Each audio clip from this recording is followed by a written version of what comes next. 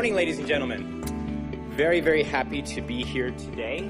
Actually, I remember 3 years ago when I joined AI, I had the opportunity to shadow a social audit that was being done in Baoan area of Shenzhen at this industrial factory.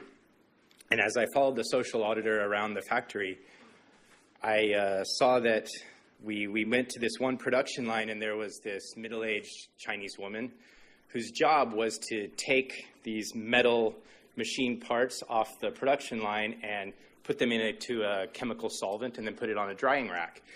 And I was actually horrified when I looked at her hands and her arms. She had no protective equipment at all, and the skin looked like it was melting off of her arms. And so, of course, this was a non-compliance. And I remember just being really emotionally affected by it and thinking that this is why, we're here. This is why we do what we do, and this is why I'm working at AI. So going back to how AI started actually is quite interesting. Our founder used to run a trading company here in Hong Kong back in the early 90s.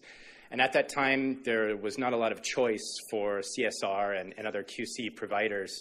So using the big companies out there that were started, ages ago and have some kind of old processes and very little systems, there was no way to really track the data. And the idea was in creating AI that we wanted to have a company that was based on modern technology that had the ability to really capture the data, track it, and analyze it so that we could actually make improvements and, help someone like that woman in the factory in Shenzhen. So that's what I want to share with you today is some of the data that we track. But before we get into that, let's take a look at some of the background here. So actually, 2017 is when a lot of analysts have stated that, this is the year when CSR is no longer optional. It's really become a requirement for business. So the first part here that's talking about the consumer stance on the obligations of businesses from a 2017 survey by Cone Communications. And what they found is that with the pressure from NGOs is what started CSR, but it's really the driver now is both governments and consumers.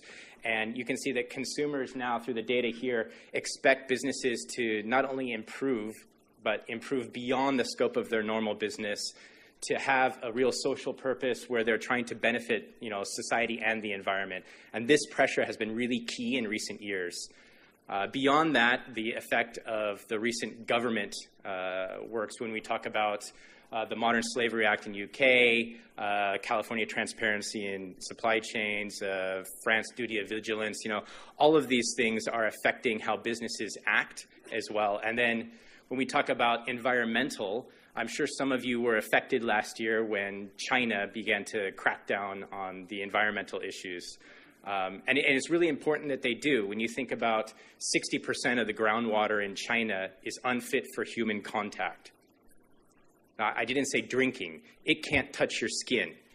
It's that bad. 20% shouldn't even be used in industrial use. That means don't hose off the machines in your factory with this water. It's that bad. So it is really important that China has begun this crackdown, but unfortunately that leads to some interruptions in our production when the factories are not in environmental compliance. So it is very important what's happening now, and it's affecting the businesses. So how are those businesses responding? I think the important thing is that businesses today realize that it's not just about providing profit to their shareholders, but being a good corporate global citizen. And we have executives now from all generations, including people younger than me, that really find this very, very important, as well as, even some of us older folks are realizing the importance of it, especially when you visit a factory and see a condition like that, which I'm sure a lot of you have seen the same things. So we're going to show you some of that data that I talked about. And just to let you know, this is a comparison of data from the year 2016 to the year 2017 and the changes we've seen. It's based on around 10,000 global audits that AI does every year. So the first thing is there's an overall performance, and this is based on whenever AI does a social compliance audit, we give that factory a score, 1 to 10. Of course, we don't just give you a score in a vacuum. It's benchmarked to your suppliers, to the industry, to other factories in that country. But this negative 4% year over year is those scores 1 to 10 have actually dropped slightly year over year. And there's a lot of factors that I'll explain later. The most pressing issue by far is working hours, wages, and benefits. As a lot of you know, working in China, this is by far the biggest issue in China, and China is still the biggest sourcing area of the world, so this is going to be the top issue. Besides that, health and safety and waste management were also going down and fairly low.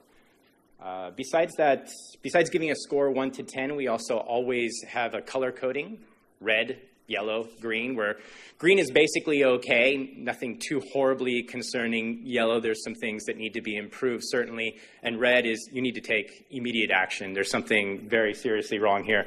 And you can see that only 1/3 of these companies are in the green, and 2/3 require remediation. So there's still quite a lot of work for us to do in the supply chain. Then if we take a look at different countries around the world and how they performed 2016 to 2017, again, the overall average, it's just going down slightly 4%. So these arrows are indicating up or down within the countries. And then China actually went down quite a bit, and primarily because of the working hour issues. As many of you, I'm sure, know, this is a critical non-compliance to not meet the legal working hours within any country, but a lot of the workers are coming from their hometowns to places, near the ports, and the whole reason they're there is to make money, and the factories say, if I don't let them work the hours, I don't have workers, and worker shortage is a huge issue, so this continues to be the most pressing issue in China. Looking at some good news, we see Southeast Asia actually 60% okay and rising. So I think this is more to do with moving from factories from China to setting them up in Southeast Asia and places like Vietnam, where they're setting it up with the idea of the things that they learned when they were in China from CSR. So CSR is in mind when they set up the new factory, then it's going to score better, which is great news. And hopefully we'll see that in other places as well that we're not seeing yet, like Africa. Besides that, Bangladesh has gone up just slightly, which is great. It's still 60% in the yellow and around 19% is only in green. So this probably has to do with the efforts of the Accord and the Alliance in Bangladesh. But progress is slow, and there's still a lot of work to do in Bangladesh as well. I think the other significant thing here is Turkey, where we can see it's actually down quite a bit year over year with 38% in the red. And as I'm sure you're aware, with the issues with Syrian refugees into Turkey, this has caused a lot of issues in the supply chain, particularly around forced labor and child labor. So let's take a look at it by industry. From here, I think the significant things to look at are construction and mechanical items. Traditionally, this is always the worst performer when we go out and do audits, with over 2/3 in the red alone, and more than 70, 75%, 78% that need remediation. Primarily, this is because this is not a consumer-driven business. These are industrial items. It's all B2B. So without that consumer pressure, they don't really feel the need to improve as they do in some of the other areas. So then if you look at textile, it's also going down, which may be surprising. But I think this is due to, although this is by far the most mature market for social compliance, this is also the market that's continually pushing those goalposts ahead of us, going deeper into tier 2, tier 3, tier 4 suppliers, being stricter and stricter. So it's important not to be too frustrated when you see that, hey, within apparel and footwear, why is it going down? It's actually only marginally down year over year, but really this is the strictest area. So great news in electronics, going up 40% in the green. Obviously, this has to do with the horrible news that we saw a few years ago at Foxconn, and then not only Apple having to respond, but the whole industry realizing that CSR is important. The last few years, they've really put a lot of efforts into it, and then we've seen the improvement this year. And then finally, let's take a look at it by issue. So as I mentioned, working hours is by far the worst, with a score of 6.8 out of 10. That's what these scores are, as well as the 1 to 10s. And going down, unfortunately. Again, because China is the biggest chunk of sourcing, any issue in China is going to be the worst overall. But besides that, health, safety, and hygiene, waste management are also not very high scores, only around 7 out of 10. And this is really because factories are just not as educated in these areas, and so they're very reactive. There's not as many proactive measures that they're taking, and this is really where we need to educate our factories and our suppliers on how to improve. Okay, looking at the data that we've seen today, I think it's really important that we realize that when we change from a mature market like China and we go into new markets, that there are different challenges.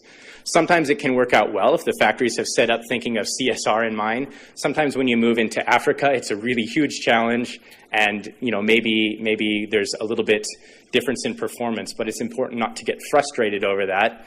It's important not to get frustrated if we don't see these scores moving up, because again, it's kind of a moving goalpost that we're trying to follow. And I also think it's important that we realize that only with this kind of data, where we have the ability to track it, to analyze it, can we find out what are the trends and what are the really key areas that we need to work on. So, and of course, the cooperation is important between suppliers, between factories and buyers, as well as companies like AI that are out there on the ground trying to monitor this.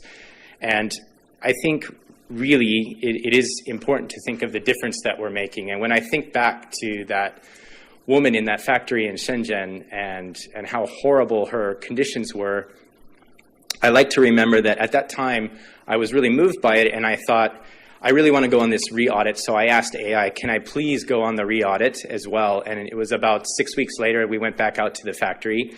And I purposely went and looked for this same production line, if I could see the same woman there. And I saw that she had on a very sturdy apron, she had safety goggles on, and she had gloves on. I couldn't see her skin, but I saw she had a smile on her face. And that really made me feel good about what I'm doing and why I get up in the morning and I come to AI. It's a company where we believe that one of our core values is social purpose. We want to make the world a better place. And I think everyone here in this room has the same goal. And if we can help you do it, please come talk to us today. That's my time, so I'm going to give the stage back to Courtney. Thank you, guys.